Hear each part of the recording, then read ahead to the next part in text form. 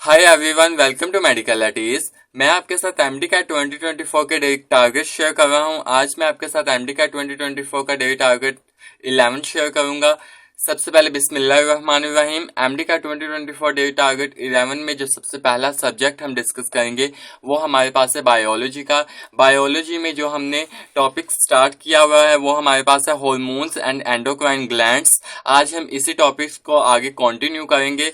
कल मैंने आपको टारगेट 10 में जो मैंने आपको टारगेट प्रोवाइड किया था वो मैंने आपको पिट्यूटरी ग्लैंड्स और जो उसके 3 लूप्स के हार्मोन्स थे ये मैंने आपको टारगेट में दिया था। आज जो मैं आपको टारगेट प्रोवाइड करूंगा वो आपने आप पहले अपनी प्रोविंस, मैं हर वीडियो में बारह मतलब कहता हूँ कि आपने अपनी पहले प्रोविंशियल बुक से आपने उन टॉपिक्स को पढ़ना है, देन आपने फेडरल की तरफ मूव करना है।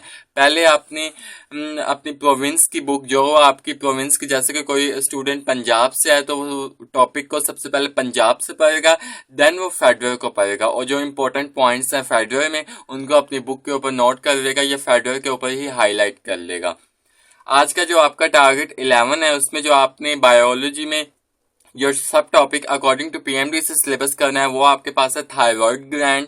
आपने थायराइड ग्लैंड में उसकी ईच एंड एवरी लाइन करनी है, क्योंकि अगर हम पास्ट पेपर्स के रेफरेंस से देखें तो मोस्ट ऑफ द टाइम जो थायराइड ग्लैंड है ये एग्जामिनर का मोस्ट फेवरेट टॉपिक रहा है पास्ट पेपर्स में।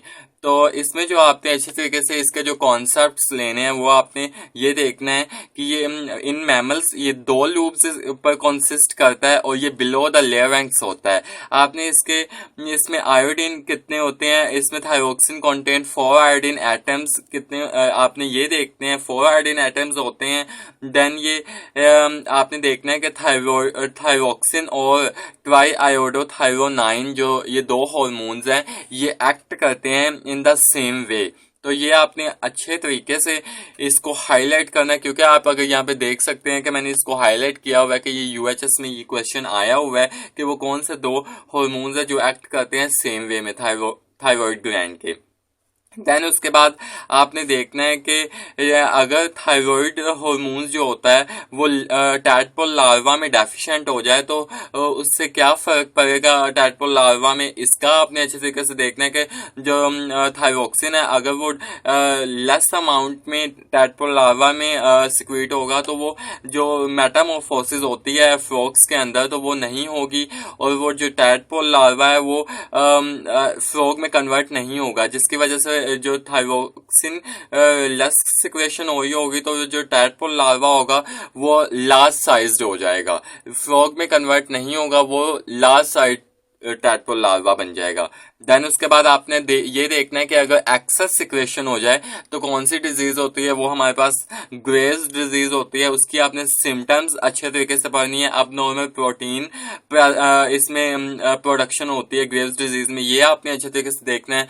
देन उसके बाद आपने इफ कंजेनिटरी डिजीज, अगर कंजेनिटरी डेफिशिएंट हो जाएगी थायरोक्सिन की तो कौन सी डिजीज, तो वो क्रिटिनिज्म हो जाएगी, जिसमें fail to develop normally individual जो होगा वो fail to develop normally develop नहीं होगा।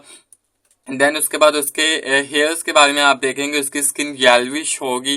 देन वो सेक्सुअली भी इमेच्योर होगा, फेल टू डेवलप सेक्सुअली, ये भी आपने देखना है। देन उसके बाद ये तो जो कंजेनिटल डेफिशिएंट जो क्रिटिनिज्म है ये चिल्ड्रंस में होती है, और अगर हम अडल्ट्स में बात करें कंजेनिटल डेफिशिएंट तो वो मैक्सोएडिमा के बारे में आपने देखना है। देन उसके बाद इसमें वेट इंक्रीज्ड हो जाता है, puffiness of hands and skin हो जाती है, यही इसकी सिम्टम्स ही पेपर में कई दफा पूछ ली जाती है। तो आपने इसको अच्छे तरीके से हाईलाइट करना है, ये पूरा थायराइड ग्लैंड मोस्ट इंपॉर्टेंट है। देन उसके बाद आपने देखना है कि high calcium ions concentration in the blood हो जाएगी तो क्या होगा।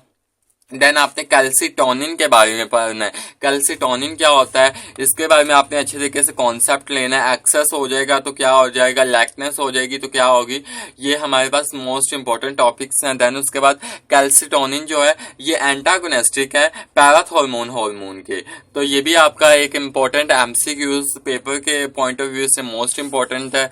देन उसके बाद आपको ये डायग्राम के नीचे फिगर की जो इंफॉर्मेशन है ये आपने अच्छे तरीके से पढ़नी है। है। फिगर की ये जो इंफॉर्मेशन है इसमें लिखा हुआ है कि जो इंडिविजुअल होता है उसकी अगर आयोडीन उसके खाने में या डाइट में अगर लेस होगा तो उसमें गोइटर यानी कि इनलार्जमेंट ऑफ थायराइड ग्लैंड हो जाएगा। यहाँ पे आप पढ़ सकते हैं, ये देखिए यहाँ पे मैंने हाईलाइट किया हुआ है कि individual with iodine deficient diets में have goitre, a condition in which the thyroid becomes greatly enlarge. तो ये आपने अच्छे तरीके से ये फिगर को हाईलाइट करना। देन उसके बाद पैराथायरॉइड्स। पैराथायरॉइड्स में आपने क्या पढ़ना है, इसकी डेफिनेशन पढ़नी है। इसमें जो हार्मोन हार्मोन जो ब्लड में कैल्शियम लेवल को मेंटेन करता है, रेगुलेट करता है, इसके बारे में पढ़ना है। अगर ये लो सिक्रेशन होगी तो इसका क्या असर होगा, अगर ओवर सिक्रेशन होगा तो उसका क्या इफेक्ट होगा, देन इसका रिकेट्स की क्या सिमिलैरिटी है इसके साथ, तो ये आपने अच्छे तरीके से पढ़ना है। अगर ओवर एक्टिविटी होगी तो डीमिनरलाइजेशन हो जाएगी, इसके बारे में आपने अच्छे तरीके से पढ़ना है। देन उसके बाद अगर आप फेडरर को आप देखें तो उसमें अगर पीटीबी को सबसे पहले अगर आप पीटीबी से हैं और अगर आप किसी और प्रोविंस से हैं तो आप देखेंगे उनमें नहीं लिखा हुआ कि ह्यूमंस में 4 पैराथायरॉइड ग्लैंड होता है, लेकिन अगर आप फेडरर को देखें तो उसमें ये लिखा हुआ है कि जो पैराथायरॉइड ग्लैंड है वो ह्यूमंस में 4 पैराथायरॉइड ग्लैंड है। तो ये आपने अच्छे तरीके से फेडरर को भी पहले अपनी प्रोविंशियल बुक्स को पहले आपने रीड करना है, देन उसके बाद आपने फेडरर की तरफ मूव करना है। ये था आपने थायराइड ग्लैंड से लेकर पैराथायरॉइड ग्लैंड तक आपने टारगेट 11 है आपका। इसमें आपने सब अच्छे तरह से हाईलाइट करना है, कॉन्सेप्ट लेना है और डायग्राम्स के नीचे फिगर की इंफॉर्मेशन को अच्छे तरीके से पढ़ना है। देन बात कर लेते हैं केमिस्ट्री के टारगेट 11 की। केमिस्ट्री में जो आपने टारगेट 11 जो आपका है वो कल मैंने आपको टारगेट 10 में जो मैंने आपको प्रोवाइड किया था वो मैंने आपको अल्कीन्स के एडिशन रिएक्शंस मैंने आपको प्रोवाइड किए थे। आपने इसमें मैंने आपको एडिशन ऑफ हाइड्रोलेस एसिड तक मैंने आपको ये टारगेट प्रोवाइड किया था। आज आपने जो टारगेट 11 में जो आपने टारगेट करना है कंप्लीट, वो आपने ऑक्सीडेशन रिएक्शंस जितने भी हैं अल्कीन्स के वो सारे आपने करनी है। ये हमारे पास यहाँ से ऑक्सीडेशन रिएक्शन स्टार्ट होते हैं। इसमें आपने एडिशन ऑफ ऑक्सीजन ये वाला रिएक्शन करना है। देन उसके बाद हाइड्रोक्सिलेशन ये वाला रिएक्शन जिसमें हमारे पास इथाइलिन ग्लाइकॉल बन रहा है, इसको आपने अच्छे तरीके से इसका कॉन्सेप्ट लेना है। इसका बच्चे पूछते हैं कि हमें रिएक्शंस याद नहीं होते, तो रिएक्शंस को याद रखने का यही तरीका है कि आप उसको बार टाइम उसकी प्रैक्टिस करें, उसके रिएक्शंस को लिख कर, क्योंकि जब मेरा टाइम था तो मैंने भी तब लिख कर ही मुझे याद हुए थे, क्योंकि ये रट्टा बेस्ड है। जितना मर्जी इसका कॉन्सेप्ट ले लो ये नहीं दिमाग में बैठते, क्योंकि ये एक से ही तो हैं सारे। तो इसको अच्छे तरीके से आपने इसकी हेडिंग्स उसके नीचे जो जितनी भी इंफॉर्मेशन लिखी हुई है, जैसे कि इसमें बेयर वेजेंट का बारे में लिखा हुआ है, डाइल्यूट 1% अल्कलाइन KMnO4 सॉल्यूशन जो ये हमारे पास बेयर वेजेंट है, ये भी पेपर में पूछा जाता है, अक्सर पेपर में ये MCQ पूछा जाता है। देन उसके बाद आपने ये लिख कर बार टाइम आप इसको लिखेंगे तो आपको ये याद होगा। देन उसके बाद कंबस्टन रिएक्शन जो हमारे पास है इसकी इंफॉर्मेशन, क्योंकि मैंने आपको हर वीडियो में बताया कि 2023 का पेपर जो हमारे पास केमिस्ट्री का था वो हेडिंग्स के नीचे जो इंपॉर्टेंट इंफॉर्मेशन थी वही पेपर में क्वेश्चन आए हुए थे। देन उसके बाद आपने कंबस्टन का ये जो रिएक्शन है इसके बारे में अच्छे तरीके से पढ़ना है। देन उसके बाद ओजोनोलाइसिस तो हमारा मोस्ट इंपॉर्टेंट एग्जामिनर का मोस्ट फेवरेट टॉपिक है।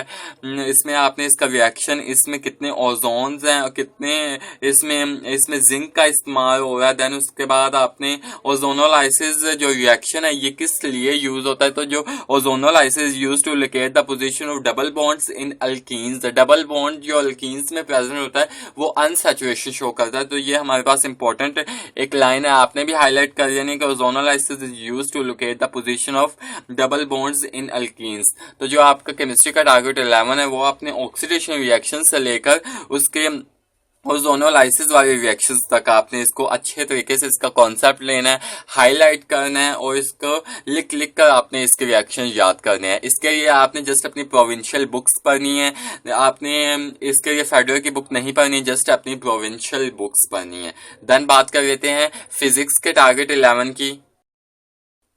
फिजिक्स में टारगेट 11 जो आज आपने करना है वो आपने करना है electric polarisation of dielectrics. कल मैंने आपको टारगेट 10 में जो मैंने आपको टारगेट प्रोवाइड किया था capacitance of parallel plate capacitor, आज जो आपने टारगेट 11 में जो आपने टॉपिक कवर करना है फिजिक्स का वो हमारे पास है electric polarisation of die electrics.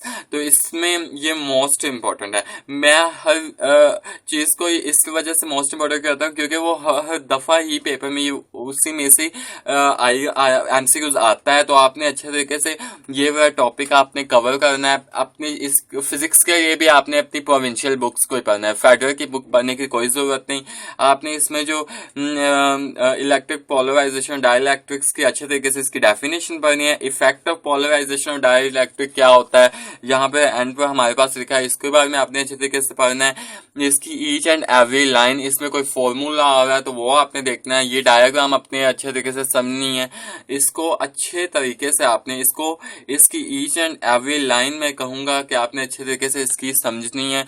क्योंकि मैंने अपनी कई वीडियोस में पहले भी बताया कि बच्चे सारा साल न्यूमेरिकल्स को ही प्रॉब्लम्स को ही सॉल्व करते रहते हैं, लेकिन एट द एंड जब पेपर में 30 to 35 क्वेश्चन जो थ्योरी बेस्ड आ जाते हैं वहां पे उनके हाथ पांव फूलने लग जाते हैं, क्योंकि वो थ्योरी बेस्ड क्वेश्चंस तो उन्होंने किए नहीं होते, उन्होंने जस्ट न्यूमेरिकल्स को फॉलो किया होता है। तो इसी वजह से मैं पहले ही आपको ये बात क्लियर करना चाहता हूँ कि 35 to 30 क्वेश्चन जो पेपर में एमकैट में जो आते हैं वो हमारे पास थ्योरी बेस्ड आते हैं। तो आपने अच्छे तरीके से हाईलाइटिंग अपनी बुक को भर देना है। जैसे आपने बायोलॉजी को हाईलाइट करना है, उसको अंडरलाइन करना है, वैसे ही आपने अपनी फिजिक्स एंड केमिस्ट्री को हाईलाइट करना है। ये था आपका फिजिक्स का टारगेट 11। मैंने आज आपको एमडीकैट 2024 का टारगेट 11 आपको प्रोवाइड किया। आई होप मैं आपको अपनी बात समझाने में कामयाब रहूंगा। अगर आपको मेरी वीडियो पसंद आए तो मेरी वीडियो को लाइक कीजिएगा, मेरे चैनल को सब्सक्राइब कीजिएगा और अपने दोस्तों के साथ एमडीकैट 2024 के डेली टारगेट शेयर करना ना भूलिएगा। खुश रहें, खुश रहने दें। अल्लाह हाफिज।